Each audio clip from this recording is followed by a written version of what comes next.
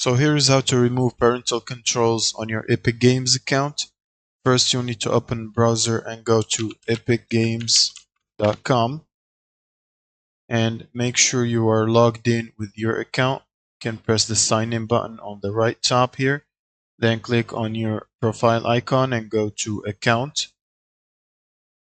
Now from account, we will need to open parental controls tab and then type in our PIN code and then click confirm. And now here in the general settings, make sure you uncheck always require PIN for purchases using Epic Games payment service. And now for the Epic Games store and fab, drag this all the way to unrated. Now go to social permissions and disable require PIN to add Epic friends. And also set Epic voice chat permission to everybody and Epic text chat permission to everybody as well.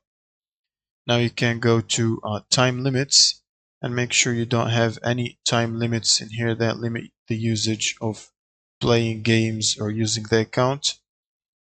You can simply go to Fortnite settings and make sure you set it all the way to 12 plus for this one, and enable allow creative mode and Unreal Editor for Fortnite if you want to. And here make sure to disable mature language, turn it off, and that's it. Thank you guys for watching and subscribe.